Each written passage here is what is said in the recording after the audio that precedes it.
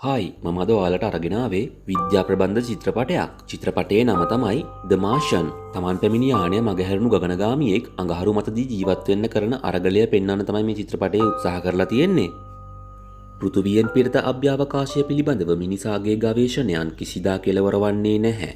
වසර 2035දී ඉතා දිගු වූ අභ්‍යවකාශ ගමනකට පසුව ඇස්ට්‍රොනවුට්ස් යානාව අඟහරු ග්‍රහයා වෙත ළඟා වෙනවා. මෙහි මානව වර්ගයාට ජීවත් වීමට සුදුසු යයිද මතයක් පවතිනවා. අභ්‍යවකාශ ෂටලයක් මගින් රතු පැහැයෙන් යුක්ත මෙම ග්‍රහයා මත පා තැබූ විගස ගගනගාමීන් ඔවුන්ගේ පර්යේෂණ කටයුතු ආරම්භ කරනවා. අඟහරු ග්‍රහයා මත ඔවුන්ගේ 18 වන දිනයේදී ඔවුන් නැවතී සිටින ස්ථානයට ඈතින් පස් සාම්පල එකතු කිරීම සඳහා ගගනගාමීන් පිටත්ව යනවා. ඔවුන් මෙහිදී ඉතා දරුණු දූවිලි කුණාටුවකට හසු වෙනවා. අනතුරු හැඟවීමේ සීනුව නාදවනවාත් සමගම කණ්ඩායමට නැවත ඔවුන් නැවතී සිටින ස්ථානයට පැමිණෙන ලෙස යානාවේ කපිතාන්ගෙන් අණ ලැබෙනවා. ක්ෂණයකින් දුහවිලි කුණාටුව ඔවුන් සිටිනා මුළු ප්‍රදේශයම අතුගා දමමින් ආකාශය පුරා පැතිරී යනවා. දූවිලි කුණාටුව අතරේ කණ්ඩායමේ සමාජිකයෙකු වන වොට්නි ඔහුගේ අභ්‍යවකාශ ඇඳුම් කට්ටලේ දෝෂයක් නිසා කුණාටුව තුළ අතුරුදන් වී යනවා. මේ මොහොතේ ගත යුතු නිවැරදිම තීරණය ගන්නා යානාවේ කපිතාන්වරයා අඟහරු මතින් හැකි ඉක්මනින් පිටවීමට යානාව දියත් කර මේ දරුණු අවස්ථාවෙන් ඔවුන්ගේ ජීවිත ගලවා ගන්නවා. පසුව පෘථිවියේදී මාධ්‍ය හමුවක් අමතමින් නාසා ආයතනය මෙම අසාර්ථක මෙහෙයුම ප්‍රකාශයට පත් කරන්නේ එම මෙහෙයුමෙන් ගගනගාමී වොට්නිගේද ජීවිතය අහිමි වූ බව සනිටුහන් කරමින්. නමුත් දුහවිලි කුණාටුවෙන් සැබෑවටම මිය නොගිය වොට්නි අඟහරු ග්‍රහයා මතදී අවදි වෙනවා. ඉතා දරුණු ලෙස තුවාල ලබා සිටි ඔහුගේ අභ්‍යවකාශ ඇඳුම් කට්ටලයේ දෝෂය නිසා හැකි ඉක්මනින් අඟහරු ග්‍රහයා මත ඔවුන්ගේ නවතැන් පළ වෙත යන ඔහු එහිදී තුවාල සඳහා තමා විසින්ම ප්‍රතිකාර කරනු ලබනවා. මේ අතර ක්‍රමයෙන් සුවවන ඔහු අඟහරු ග්‍රහයා මත තනි වූ ඔහුගේ ජීවන රටාව වීඩියෝගත කරනවා. මේ අතර ඔහුට තවත් සැබෑම අභියෝගයකට මුහුණ දෙන්න සිදු වෙනවා. ඔහුගේ ගණන් බැලීම් වලට අනුව හැකිතරම් අවම ආහාර ප්‍රමාණයක් ගත්තාත් ඔහු සතුව ඇති ආහාර ප්‍රමාණවත් වන්නේ දින 400කට පමණක් වීමයි. මිනිසාගේ මීළඟ අඟහරු ගවේෂණය අවුරුදු 4කට පසුව සිදුවන බැවින් ප්‍රමාණවත් ආහාර නොමැති නිසා වොට්නි හට එතරම් කාලයක් බලා සිටීමට නොහැකි වෙන බව ඔහු දැනගන්නවා. වාසනාවට කණ්ඩායමේ උද්දිත විද්‍යාඥයා වූ වොට්නි ගෘහය තුළ අර්තාපල් වගා කිරීමෙන් මෙම විශාල ගැටලුවට පිළියමක් සොයා ගැනීමට වෙහෙසෙනවා. කාර්ය මණ්ඩලයේ ජෛව අපද්‍රව්‍ය සමග සාරවත් අඟහරු පස කලවම් කරන ඔහු ගෘහය තුළ තවානක් සකසා ගන්නවා. ඉතිරිව ඇති හයිඩ්‍රජන් ඉන්ධන සමග ඔක්සිජන් දහනය කිරීම මගින් ශාක සඳහා ජලය නිෂ්පාදනය කර ගන්නවා. දින ගණනක් පුරා සිදු කළ පර්යේෂණයන් නිසාත් ඉතා මහන්සි වී වැඩ කළ නිසාත් අඟහරු මතදී 54 වන දිනයේදී කුඩාවට පැළ වූ අර්තාපල් පැලයක් ලබා ගැනීමට වොට්නිට හැකි වෙනවා. මේ මොහොතේ පෘථුවිය මත වොට්නිගේ මරණය වෙනුවෙන් නාසා ආයතනය මගින් අවමංගල්‍ය උත්සවයක් සිදු කරනවා. නමුත් එක් දිනක වොට්නි සහ කණ්ඩායම අඟහරු මත සිටි ප්‍රදේශය චන්ද්‍රිකා තාක්ෂණය මගින් යලි නිරීක්ෂණය කිරීමේදී එහි වෙනසක් දකින නාසා කණ්ඩායම වොට්නි තවමත් ජීවතුන් අතර බව දැනගන්නවා. නමුත් පෘථුවියේ සිට අඟහරු ග්‍රහයා වෙත sannivedana උපාංග ක්‍රියාවිරහිත වී ඇති නිසා නාසා ආයතනයට වොට්නි සම්බන්ධ කර ගැනීමට හැකියාව ලැබෙන්නේ නැහැ.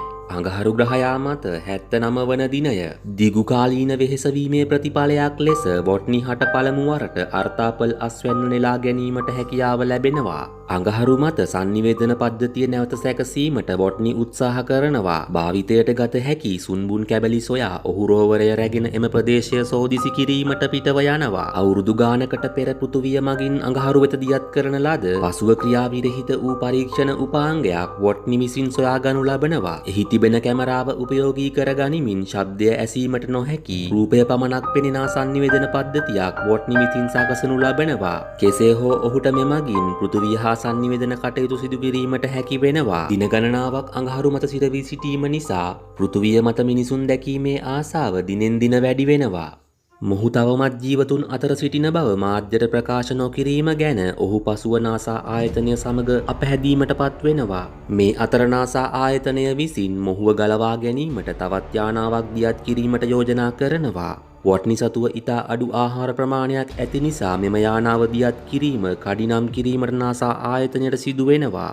මෙලෙස හැමදේම හොඳින් සිදුවෙද්දී එක් දිනක් වොට්නී නැවතී සිටින ගෘහය තුළ විශාල පිපිරීමක් සිදු වී සීතල වායුව අර්තාපල් පැල සහිත කොටසට ඇතුළු වී සියලුම අර්තාපල් පැල සීතලෙන් ගල් ගැසී විනාශ වී යනවා. Tamanගේ අපිරිමිත උත්සාහයෙන් ගොඩනැගූ පැල විනාශ වී තිබෙනු දකින වොට්නී ඉතා කනගාටුවට පත් වෙනවා. මෙහි ප්‍රතිඵලයක් ලෙස වොට්නී ගලවා ගැනීමේ යානාව දියත් කිරීම ඉක්මන් කිරීමට නාසා ආයතනයට සිදු වෙනවා. අවසානයේදී පෙර පරීක්ෂණයන් කිසිවක් නොමැතිව ගලවා ගැනීමේ යානාව පෘථුවියෙන් පිට වී ගුවන්ගත වෙනවා. සුළු මොහොතකින් යානාවේ කිසියම් දෝෂයක් නිසා එය ගුවනේදීම කෑලි කෑලි වලට පිපිරී යන්නේ සියලු දෙනාගේම බලාපොරොත්තු සුන් කර දමමින්. මෙය මෙසේ සිදුවීමෙන් පසු සැබෑවටම අඟහරු මත තනි වූ වොට්නීට සිදුවන්නේ කුමක්දැයි දන්නා නාසා කාර්ය මණ්ඩලය ඉතා කනගාටුවට පත් වෙනවා. කළ හැකි කිසිවක් නො වූ වොට්නී ඉතා අසරණ වෙනවා. මෙයින් ගැලවීමේ අවසන් බලාපොරොත්තුවද බිඳ වැටුණු වොට්නී Tamanගේ අවසන් කැමති පත්‍රයද ලියා යැවීමට කටයුතු සිදු කරනවා. ගලවා ගැනීමේ දෙවනි මෙහෙයුමක් ගැන නොසිතා ඔවුන් කල් මරමින් සිටින අවස්ථාවේදී චීන අභ්‍යවකාශ පරිපාලනය මගින් මොවුන් වෙත ඇමතුමක් ලැබෙනවා. ඔවුන් පවසන්නේ ඔවුන්ගේ බූස්ටර් රොකට්ටුව මගින් වොට්නි ගලවා ගැනීමට උත්සාහ කළ හැකි බවයි. මෙම මෙහෙයුම ඔවුන්ගේ ජීවිතය අවදානමට ලක් කරන බව දැන සිටියාත් එම යානාවේ කාර්ය මණ්ඩලය වොට්නි ගලවා ගැනීමට යාමට අවස්ථාව ලැබීම ගැන සතුටට පත් වෙනවා. චීනය විසින් ඔවුන්ගේ බූස්ටර් යානාව අභ්‍යවකාශය වෙත ගුවන්ගත කරනු ලබනවා. එය සාර්ථකව අඟහරු කක්ෂය වෙත ළඟා වෙනවා. ඉතා අපහසුවෙන් ගත කළ මාස 7කට පසුව නාසා ආයතනය මගින් වොට්නී වෙත ඔහු කළ යුතු සියල්ල දැනුම් දෙනු ලබනවා. කිලෝමීටර් 3200ක් ඈතින් තිබෙන ගොඩ බැසීමේ පර්යන්තය වෙත යෑමට ඔවුන් මෙහිදී වොට්නී වෙත දැනුම් දෙනවා. වොට්නී හැකි ඉක්මනින් රෝවරයද රැගෙන කාන්තාරය හරහා Tamanගේ ගමන ආරම්භ කරනවා. මාස 3කට පසුව ඔහුගේ ගමනාන්තය වන අභ්‍යවකාශ ශටලය තිබෙන තැනට ඔහු ළඟා වෙනවා. මෙහිදී අවාසනාවන්ත ලෙස නැවත පැමිණෙන යානයේ ඉන්ධන මදිකම නිසා අඟහරු කක්ෂයේ ඔවුන් බලාපොරොත්තු වූ තැනට යානාවගෙන ඒමට ඔවුන්ට හැකියාව ලැබෙන්නේ නැහැ. අඟහරුගේ ගුරුත්වාකර්ෂණයෙන් මිදී හැකිතරම් දුරට නැවත පැමිණෙන යානයට ලංවීමට Taman විසින්ම ක්‍රියාමාර්ගයක් සොයා ගැනීමට වොට්නීට සිදු වෙනවා. මෙහිදී ශටලයේ වේගය වැඩි කර ගැනීමට අනවශ්‍ය බර කොටස් ශටලයෙන් ගලවා දැමීමට වොට්නීට සිදු වෙනවා. අඟහරු මත 561 වන දිනය ගලවා ගැනීමේ යානාව එයට හැකි උපරිම දුර පැමිණ අවසන්. එය වොට්නී පැමිණෙන ශටලය ග්‍රහණය කර ගැනීමට බලාපොරොත්තුවෙන් අඟහරුට ඈතින් ගමන් කරනවා. අඟහරු මත තිබෙන ශටලය අඟහරු කක්ෂය වෙත ගෙන ඒමට වොට්නී සූදානම්. පෘථුවිය මත දහස් ගණනක් මිනිසුන් රූපවාහිනිය ඉදිරියට වී ඔවුන්ගේ වීරයා නැවත ගෙදර පැමිණෙන මේ අවස්ථාව නොයිවසිල්ලෙන් බලා සිටිනවා. ගලවා ගැනීමේ යානාවේ කණ්ඩායම දිගින් දිගටම සම්බන්ධ වෙමින් වොට්නී හට තාක්ෂණික උපදෙස් ලබා දෙනවා. සාර්ථක පණ ගැන්වීමකට පසුව විශාල ගිනි දැල්ලක් නංවමින් ශටලය අභ්‍යවකාශය වෙතට ඉතා වේගයෙන් මුදා හැරෙනවා. එන්ජිමේ ප්‍රචාලන ශක්තිය නිසා සුළු මොහොතකට වොට්නී සිහිසුන් වනවා. මොහොතකට පසුව බූස්ටරයෙන් වෙන්වුණු කුඩා ශටලය අභ්‍යවකාශය වෙත ඇදී යනවා. මෙහිදී අවදි වන වොට්නී පළමු වරට පෘථුවිය සමග සම්බන්ධ වෙනවා.